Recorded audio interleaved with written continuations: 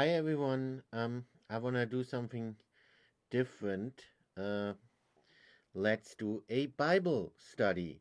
Don't worry, it's not gonna be your usual Bible study. Um, I actually wanna get at something. Because I feel that a lot of hmm, occult groups, for lack of a better word, take the Bible and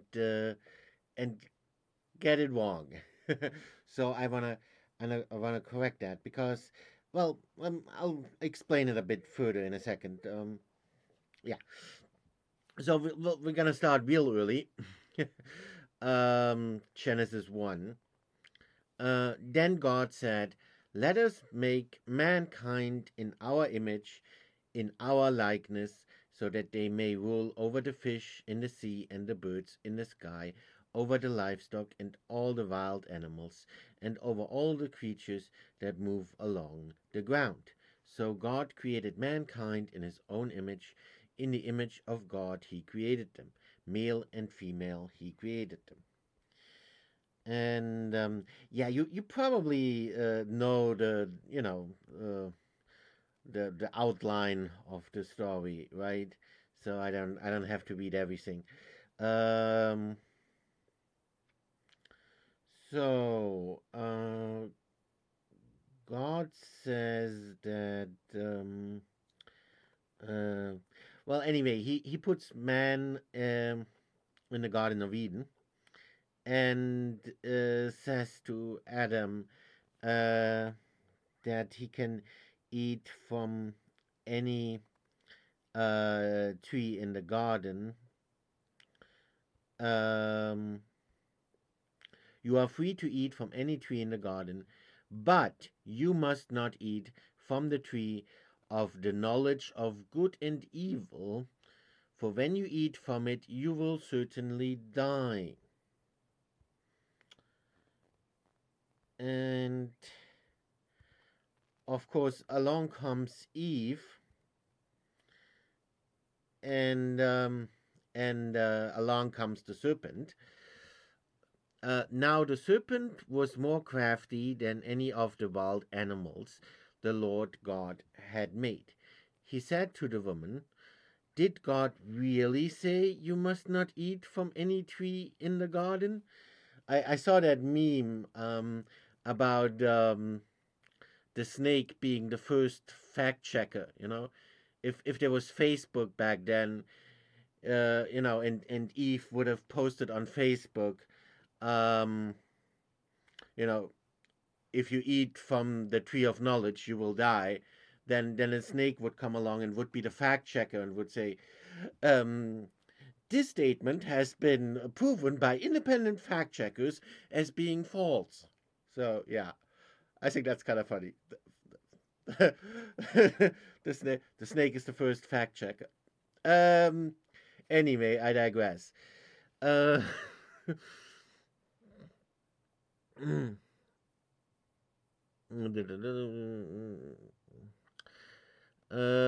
Did God really say you must not eat from any tree in the garden? The woman said to the serpent, "We may eat fruit from the trees in the garden, but God did say you must not eat fruit from the tree that is in the middle of the garden, and you must not touch it, or you will die. You will certainly not die. Yeah, you will not certainly die. You will not certainly die," the serpent said to the woman. "For God knows that when you eat from it, your eyes will be opened, and you will be like God, knowing good and evil." And yeah, you probably know that part. Oh well, we can read that as well. When the woman when the woman saw that the fruit of the tree was good for food and pleasing to the eye and also desirable for gaining wisdom, she took some and ate it. She also gave some to her husband, who was with her, and he ate it. Then the eyes of both of them were opened, and they realized they were naked. So they sewed fig leaves together and made coverings for themselves. Then the man and his wife heard the sound of the Lord God as he was walking in the garden in the cool of the day, and they hid from the Lord God among the trees of the garden. But the Lord God called to the man, "Where are you?" He answered, "I heard you in the garden, and I was afraid because I was naked, so I hid." And he said, "Who told you that you were naked? Have you eaten from the tree that I commanded you not to eat from?" The man said, "The woman you put here with me, she gave me some fruit from the tree, and I ate it." See, it's all the fault of the woman. Then the Lord God said to the woman, "What is this you have done?" The woman said, "The serpent deceived me, and I ate." So the Lord God said to the serpent, "Because you have done this, cursed are you above all livestock and wild animals. You will crawl on your belly, and you will eat dust all the days of your life. And I will put an enmity between you and the woman, and between your offspring and hers, and between her off, between your offspring and hers. He will crush your head, and you will strike his heel." To the woman he said, "I will make your pains in childbearing very severe. With painful labor you will give birth to children. Your desire will be for your husband, and he will rule over you." No, yeah, it was very much at the beginning of time there. So very, you know, very much in the past, I guess. Um, but yeah. Oh, to Adam he said, "Because you listened to your wife and ate fruit from the tree about which I commanded you, you must not eat from it. Cursed is the ground because of you. Through painful toil you will eat food from it all day, all the days of your life. It will produce thorns and thistles for you, and you will eat the plants of the field. By the sweat of your brow you will eat your food until you return to the ground, since from it you were taken. For dust you are, and to dust you will return." Adam named his wife Eve, and there's an explanation here. See footnote D. Eve probably means living. Okay. Uh, Adam named his wife Eve because she would become the mother of all the living. The Lord God made garments of skin for Adam and his wife, and clothed them. And the Lord God said, "The man has now become like one of us, knowing good and evil. He must not be allowed to reach out his hand and take also from the tree of life and eat and live forever." So the Lord God banished him from the garden of Eden to work the ground from which he had been taken. After he drove the man out, he placed on the east side of the Garden of Eden cherubim and a flaming sword flashing back and forth to guard the way to the tree of life. So, yeah, so the very first parts of the Bible here. And uh, this is important because a lot of occult groups get this wrong, or they have a misunderstanding of these parts, or maybe some even intentionally get it wrong. Um, you know, I say occult groups for lack of a better word, but I do mean occult groups as well as various other religious groups that essentially are opposed to Christianity. So I don't know. It's kind of contradictory, right? They're opposed to Christianity, yet they kind of take their foundations from the Bible, which is weird.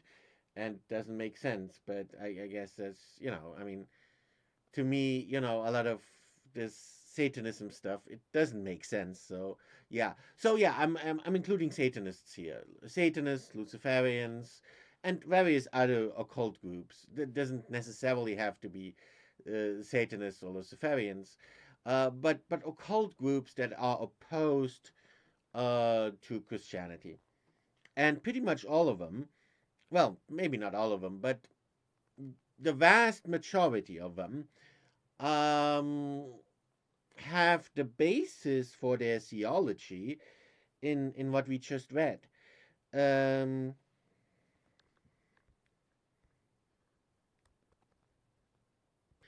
Especially this part here, Genesis 3:22, and the Lord God said, "The man has now become like one of us, knowing good and evil. He must not be allowed to reach out his hand and take also from the tree of life and eat and live forever." Um, a lot of various occult groups and and mystic groups and even secret societies reference this passage, a lot actually.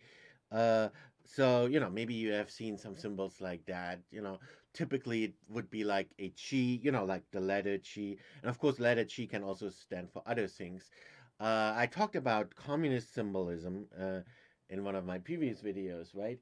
So and I talked a lot about the occult symbolism and the occult meaning behind communist symbols. And of course, the most prominent communist symbol is um, the hammer and sickle. Hammer and sickle, if you arrange it uh, in a certain way, then it looks like a chi, like the letter chi. Like the the left part looks like a sickle, and the part here looks like a hammer. Or it's look at the symbol for Saturn. It's exactly that kind of symbol, and it's a hammer and a sickle. And if you arrange it in the shape, you can easily arrange that in the shape of a chi, and then it forms a chi. So the chi itself is a reference to Saturn. Uh, but of course, a lot of times you have the letter chi, in occult symbolism, you have the letter chi, and then you have the numbers 322. Now, maybe I should show that to you.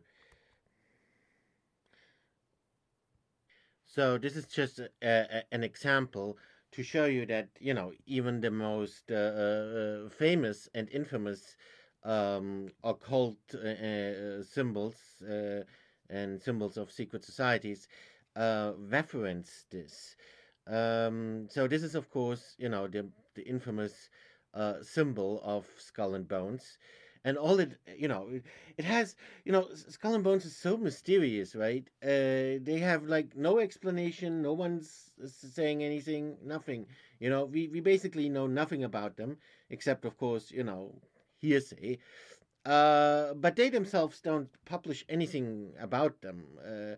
All we know about them is basically their symbol, and this is their symbol, and this is all it is. It's just, it's nothing. It's not even a name. It doesn't even say Skull and Bones or anything. It's just, that's probably why people call them Skull and Bones. Is because that's all they're giving you. It's just, it's a skull and bones. So duh. That's all they're giving you, just skull and bones. And wait, what is this? A mysterious number on the bottom, 322. Well, what could this be referring to? And of course, there are some other well-known symbols. Like this is probably the most well-known, and this, of course, has the chi in it. And if you actually look at this, you realize, this is actually the same symbol, because all you have to do is take the compass and put it can't do that right now, but should have opened Photoshop or something. So you take the compass and you drag it down here, and then it has the same alignment as the bones. You know what I mean, right? So that's why I say it's the same symbol. But, well, it's not the same symbol, but if you take the compass and drag it down here, then it's basically the same symbol. Except, of course, that you have a chi in this symbol, but when it comes to the bones, they're aligned in the same way. Admittedly, if you drag the compass down a bit. But anyway, strikingly similar symbol, and of course, both referencing Genesis. Obviously, this is referencing Genesis 3:22. And the chi again stands for Genesis. Of course, as I explained, that's just one of the interpretations of what the chi stands for. The chi stands for a lot of things in Masonry. So it's not just Genesis, but among other things, it can certainly be interpreted that way. And of course, the 322 definitely stands for Genesis. And of course, with the skull, you're saying like, but skull starts with an S, not with a G.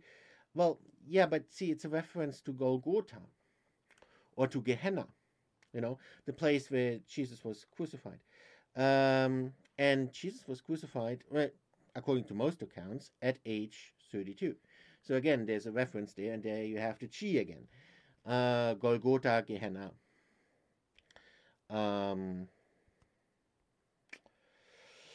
Yeah. So anyway, so it's referencing this. And why is this so important to them? And this was just an example, right? So, there were many other occult societies that reference this. Why? Because, well, look at it. And the Lord God said, the man has now become like one of us, knowing good and evil. He must not be allowed to reach out his hand and take also from the tree of life and eat and live forever.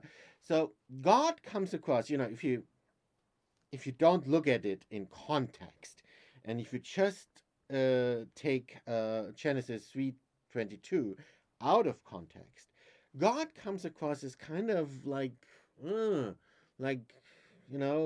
such a square, such a bummer, such a kind of even like the bad guy, what's going on here? God doesn't allow us to know good and evil. Even some Christians can't understand that. Like, what's going on here? Isn't it good to know good and evil? Why isn't God allowing us to know good and evil? Shouldn't we know good and evil? Shouldn't we seek knowledge? God doesn't allow us to seek knowledge. What an So God comes across as sort of the bad guy, and at least if you take it out of context, and that's how they see him, though. That's how occult societies like Skull and Bones and many others, uh, basically most occult societies that oppose Christianity, that's how they see God. They see him as sort of the bad guy. And I explained that when I talked about Luciferianism, and this is the origin of that, of their mentality of having God as the bad guy. That's why they reference this so much. And of course, the snake is commonly seen as representing the devil or Satan or Lucifer, right? And of course, Lucifer is the light bringer. Lucifer is the morning star, right? And of course, there's a lot of symbolism with that. And I talked about that when I talked about the communist symbols and how that relates to Saturn. Saturn is the original morning star, and the light bringer, the morning star, and of course, and that's what Lucifer means, and that's that's also like Prometheus. He gives man knowledge. So he's seen as a good guy by these occult groups. Because they think, well, obviously, if you completely take it out of context and know nothing about Christianity or Judaism, then obviously, the devil must be the good guy. Look, he gives man knowledge. What a nice guy. And God, what a bummer. Mm, he square, bad guy. He doesn't want, you know, obviously, obviously the devil is the good guy. He wants man to have knowledge. And God is the bad guy. He doesn't want man to have knowledge, and he doesn't he says, yeah, look what God says. The man has now become like one of us, knowing good and evil. And God didn't want that, right? Man could become like gods, but God says, no, you shouldn't be like gods, no. And yeah, you must not be allowed to eat from the tree of knowledge and become like gods. No, you're not allowed to do that. We could be gods, but no, God doesn't allow us. Huh? And we could also eat from that other tree, right? We could, well, because he says here, the man has now become like one of us, knowing good and evil. He must not be allowed to reach out his hand and take also from the tree of life and eat and live forever. So we could be like gods, and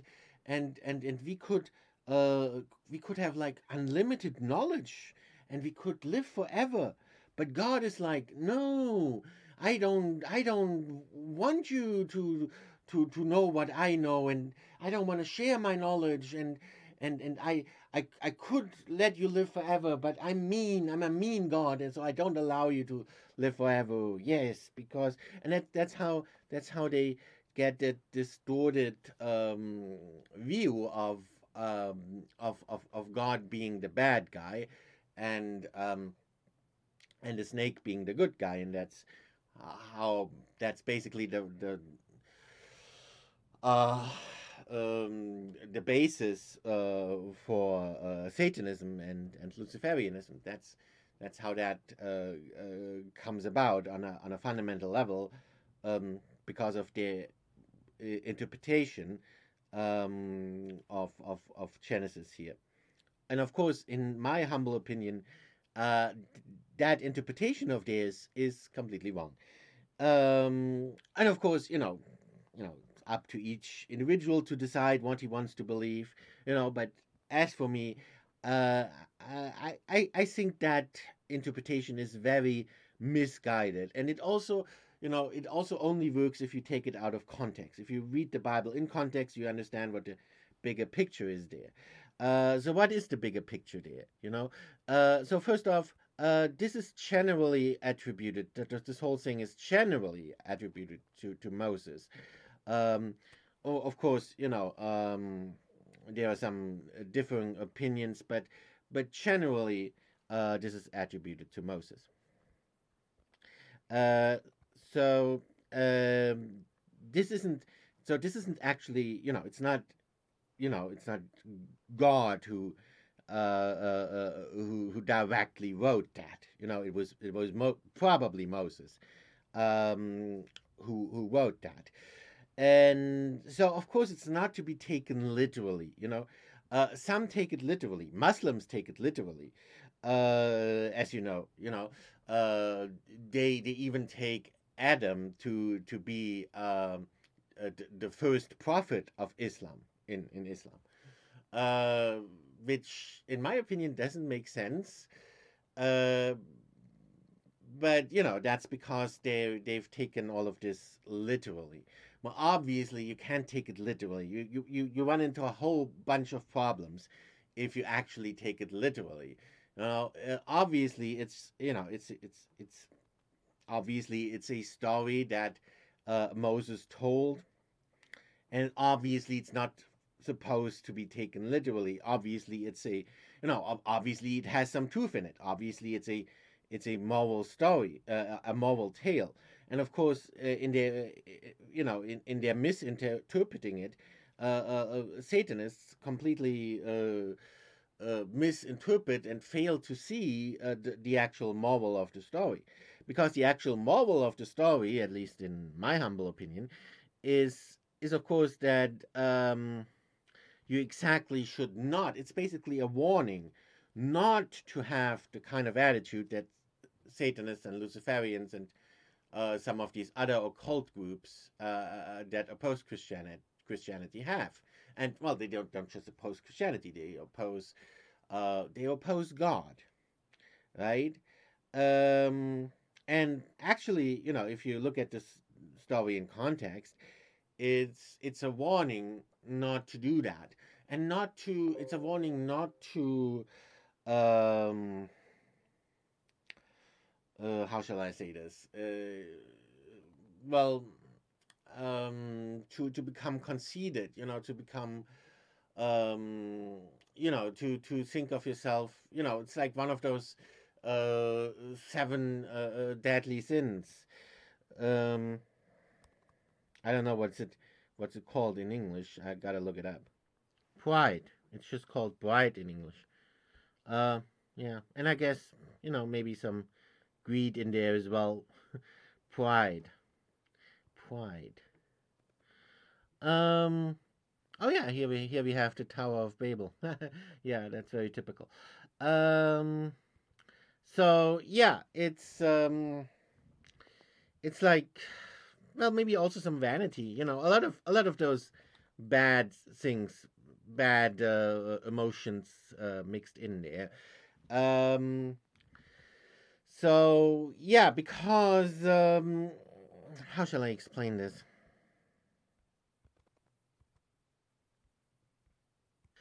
See, it's not really just about the knowledge of good and evil. It's about being able to judge for yourself what is good and evil. You know, um, because see, in this story, God created mankind, and and gave mankind laws. And of course, he's God is gonna do that even more as as Moses progresses. And of course then God is gonna give the Ten Commandments to Moses.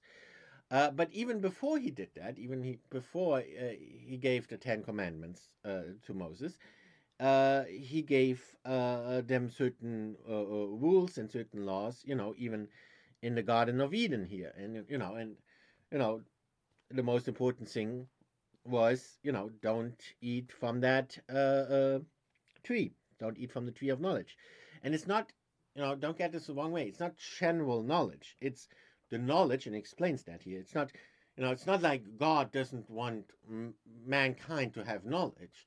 It's not just the tree of knowledge. The tree of knowledge is kind of just, the short way of saying it. The actual name, and we just read that, right? The actual name of the tree is not the tree of knowledge. It's the tree of knowledge of good and evil. So it's not like God doesn't want man to have knowledge. It's not just the tree of knowledge. It's the tree of knowledge of good and evil. Now you might be thinking, well, that doesn't make sense either. Why would God not want mankind to have knowledge of good and evil? Well, because it's not just about knowledge of good and evil. It's about and that's also one of the many titles that is used for God throughout the Bible is he's the judge. He is judging. He's judging what is good and bad, and then he tells mankind, "Hey, this is good. This is bad. Please follow my rules, and just trust me. I'm God. I kind of know stuff. Um, so just trust me when I tell you not to do this, and just you know." So, because mankind was created by God, at least according to the story, obviously, um, then God is kind of like the Father, and that's of course what he's called the most throughout the Bible. It's just called the Father. Um, so then, like a father would tell to his children, would give his children certain rules so that they don't get into trouble, and and turn out to be good people when they grow up, right? And that's kind of how I see it. So God gives mankind certain rules, and but of course, God isn't actually forcing mankind to obey those rules. God also gave mankind free will. So, it's not like God is mean and is forcing, man to follow his rules.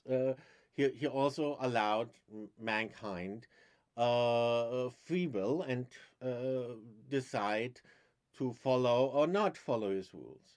But of course, it's kind of advisable, and he makes that pretty clear. That it would be advisable to do follow his rules, and yeah. But instead, the snake comes along and incites Eve to disobey God, and to have because it's not, like I said, it's not the tree of knowledge, it's the tree of knowledge of good and evil. So if you know good and evil yourself, you don't need God anymore. If the child knows himself, or thinks he knows himself, what is good and evil, and what is good and bad, it doesn't need the father to tell him what to do anymore. And even if he did, the child wouldn't listen anymore, because now the child thinks he already knows everything better. Now the child has the attitude of, yeah, not gonna listen to you. You know what? I know it better than you, so I'm gonna disobey your advice.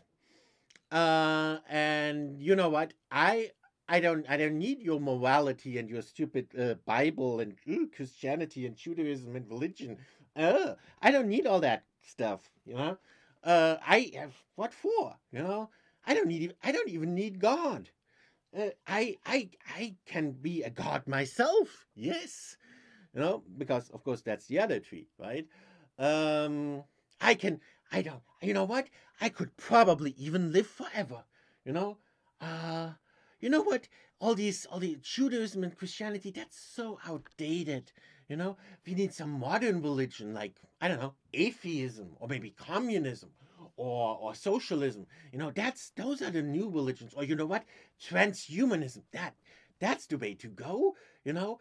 Using transhumanism, we can be gods ourselves. We can really be gods. We can live forever. That's one of the main goals of transhumanists is to live forever using technology. So we don't need religion. At least not this old outdated religion.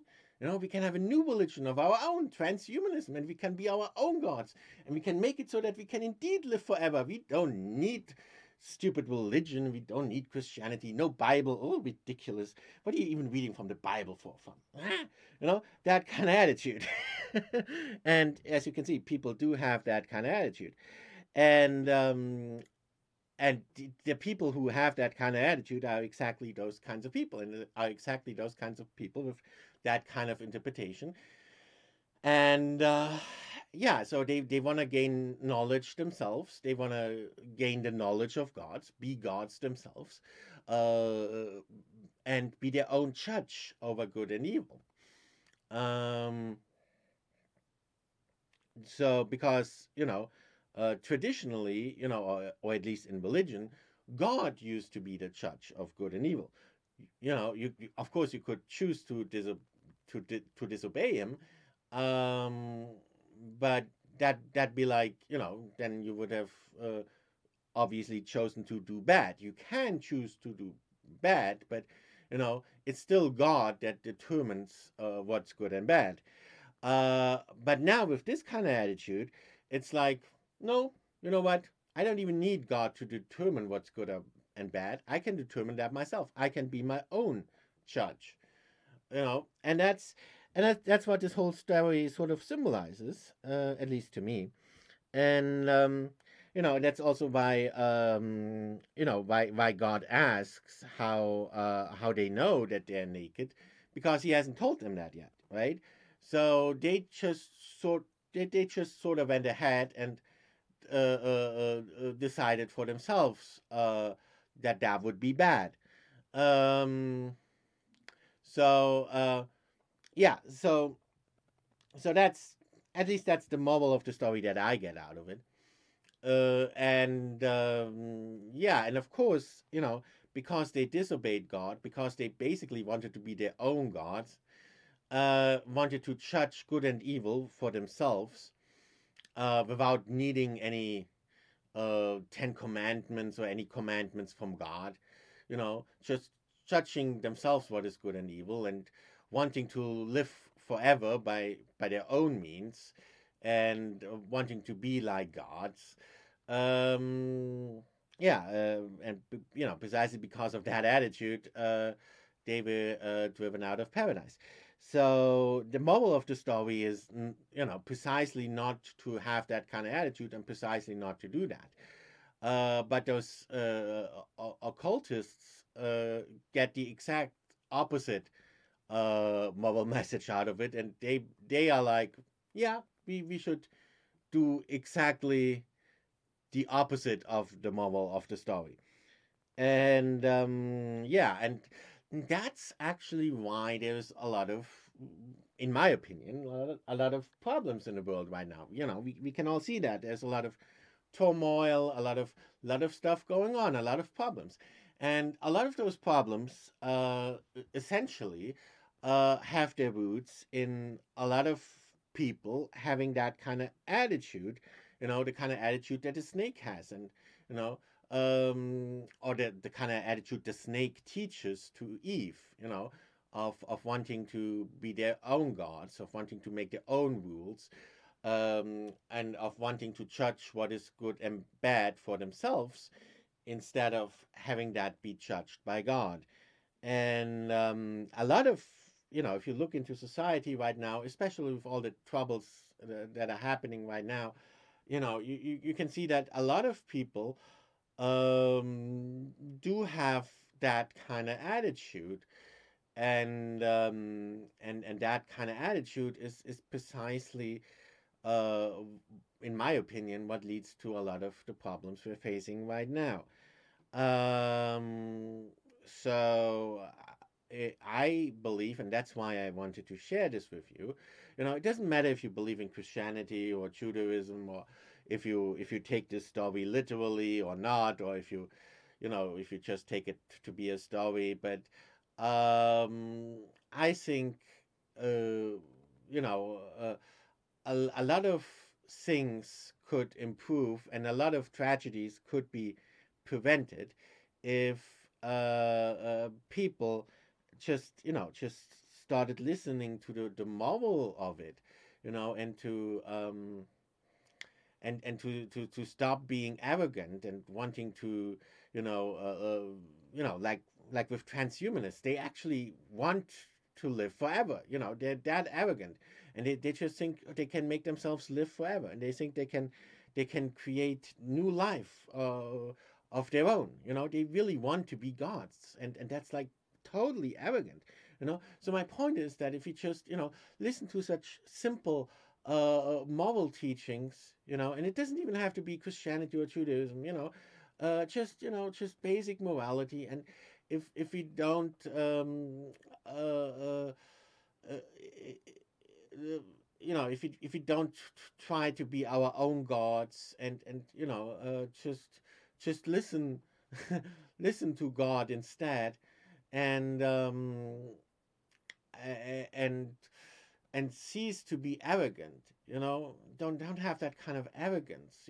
Because that's also, like Skull and Bones and so on. A lot of such occult groups, they're extremely arrogant. They think that they know everything, and that they themselves are able to judge everything. So they actually do that. They do a lot of judging. They judge other people. They think that they're better than other people, and judge other people.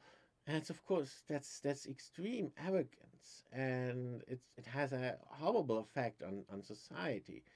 So my message to everyone is just, don't be like that. And morality, just basic morality isn't a bad thing at all. Yeah.